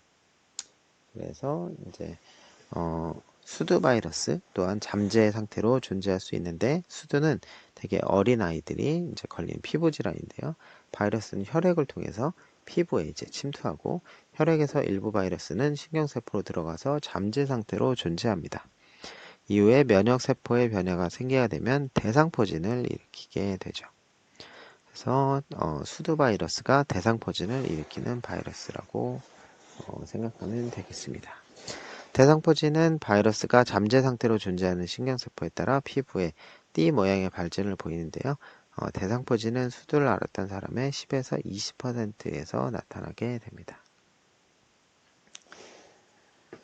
자, 그리고 이제 지속성 바이러스인데요.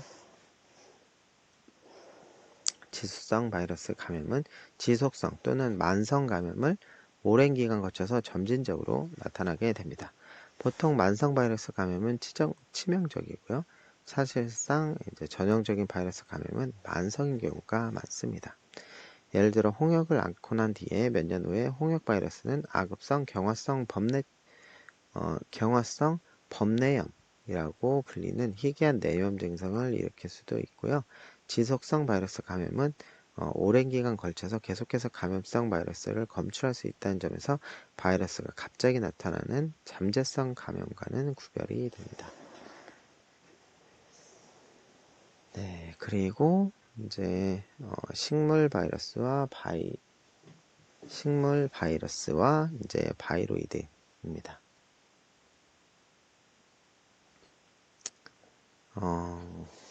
여기 10-21번이 잠재성 바이러스 감염과 지속성 바이러스 감염에 대해서 나오는데요. 지속성 감염은 이렇게 이제 지속적으로 되는 것이고, 잠재성 감염은 이제 감염 포인트가 있을 때만 감염이 되는 게 되겠습니다. 자, 그리고 가장 빠르게 이제 나타나는 증상은 급성 감염에 의한 증상은 빠르게 이제 일어나게 됩니다.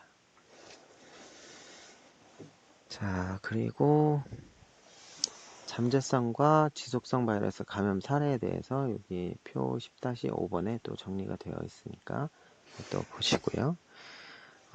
식물 바이러스와 바이로이드에 대해서 보겠습니다. 식물 바이러스는 여러 측면에서 동물 바이러스와 비슷한데요. 식물 바이러스는 동물 바이러스의 형태와 비슷하고 비슷한 종류의 핵산을 가지고 있습니다. 그리고 사실상 이제 일부 식물 바이러스는 곤충 세포 안에서도 증식을 할 수 있는데, 식물 바이러스는 콩류, 옥수수와 사탕수수, 감자 이렇게 경제적으로 중요한 가치가 있는 작물에 많은 질병을 일으킵니다. 바이러스는 식물 숙주를 변색시키고 비정상적인 형태로 자라게 하면서 시들거나 성장을 저해합니다. 그러나 일부 숙주는 증상을 보이지 않고 감염의 저장고 기능만을 하는 경우도 있고요.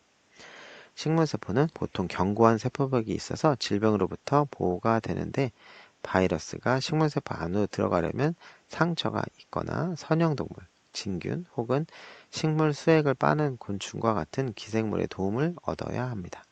일단 한 식물체가 감염되고 나면 질병은 꽃가루를 통해서 다른 식물로 전파가 될 수 있겠습니다. 그리고 실험실에서 식물 바이러스는 원형질 체의 형태로 배양되거나 곤충 세포 배양액에서 이제 배양이 되게 되고요. 그리고 어떤 식물의 질병은 바이로이드에 의해서 야기가 되는데, 바이로이드는 300에서 400 뉴클레오티드 정도의 짧은 RNA 조각으로 단백질 껍질에 둘러싸이지 않는 상태로 존재합니다. 뉴클레오타이드는 주로 분자 내에서 염기성을 이루어 입체적으로 접힌 3차원 구조를 이룸으로써 다른 세포 효소에 의해서 잘 분해되지가 않고요. RNA는 단백질을 부호하는 유전자가 없습니다. 지금까지 바이로이드는 식물에서만 병원성을 나타내는 것으로 확인이 되었고요.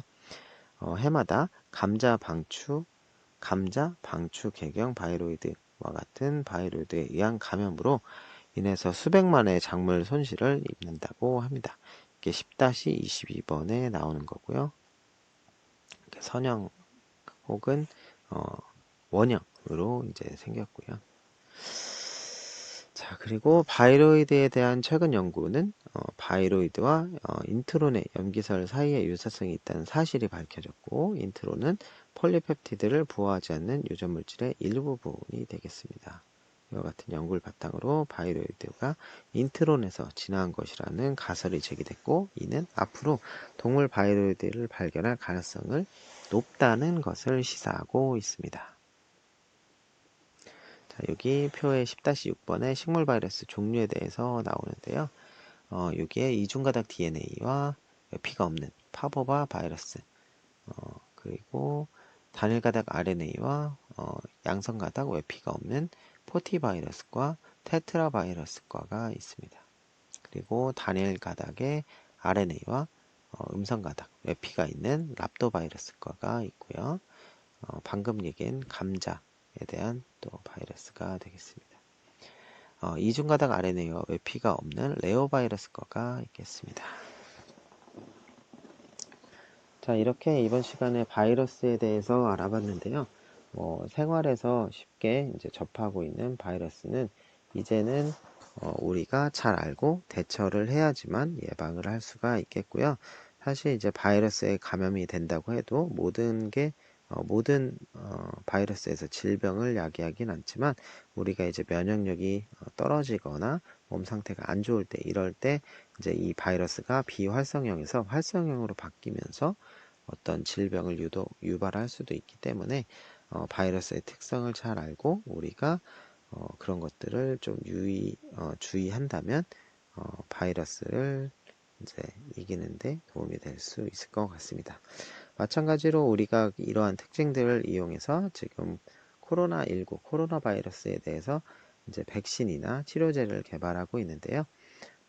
이런 것들이 이제 분자생물학적인 기술이나 우리가 치료제를 개발하는 소재 기술의 개발됨에 따라서 이런 것들이 계속 발전하고 있는데 우리도 앞으로 이제 여러분들이 졸업을 하고 나서 이런 관련 분야에 이제 또 취직을 할 수 있게 될 테니까요. 관심 있게 보시고 또 궁금한 게 있으면 질문 주시면 되겠습니다. 그리고 학습 개요 뒤쪽에 뭐 질문 이런 것들이 나오니까요. 이것도 참고해서 같이 공부해서 보시면 되겠습니다. 네, 이번 시간에도 수고하셨습니다.